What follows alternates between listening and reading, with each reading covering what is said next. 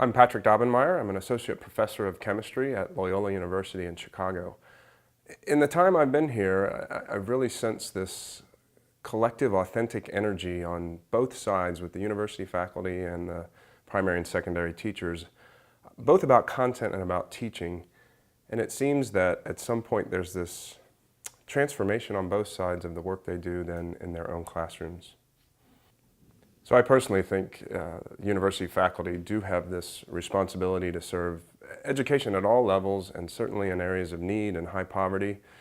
I am fortunate enough to also be at an institution that's very much a part of its mission, so it's a natural fit from our place of work.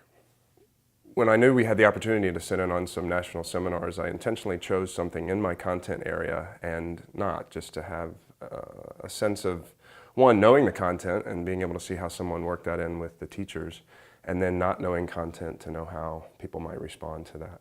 So there were some stylistic differences, but I certainly saw some commonalities and again in this kind of camaraderie piece in both type seminars, and even though dealing with different content. So my impressions of the Teacher Institute approach are very high. The two pieces from the workshop on the theory of change that I found rather compelling was this longevity data they seem to report about or interpret that the public school teachers stay in teaching as after being part of this, which is a very powerful result.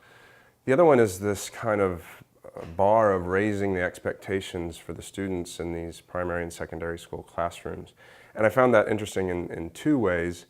One, yes, there's literature about sometimes low expectations and knowing why that is, but the kind of peek behind the curtain that was revealed in the results, or at least from quotes from teachers, was their kind of own insecurity to think that they could help students get over some of the bars they wanted to hold. And so the Institute seemed to give some confidence that, oh, I am equipped to be able to help do this, so we can have higher expectations. So that was a little nuance in there I thought was impressive. It clearly seems to be a model that is thoughtful, based in research, and that honors professionalism on both sides. To do it, it's going to take some heavy lifting if we happen to bring it back to Chicago and work that, but it's work worth doing. So I think the value to having a local institute are many. Undoubtedly, helping the students who are in need is the primary, and if an institution can, by working with teachers, promote their growth, not only the teachers but the students as well, I think that's a high value. Again, Loyola being an institution that has a mission to serve the community they're in, the value is very high in fulfilling that mission. I think the other value to university faculty is, again, getting more to the reality of what's going on in the public school classrooms that might not be the real picture shared in the media or in the viewpoints.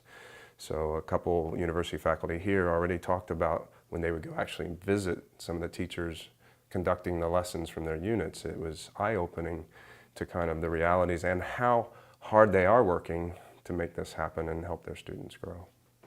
So what will I take away, or what utility, I guess, do I see in this?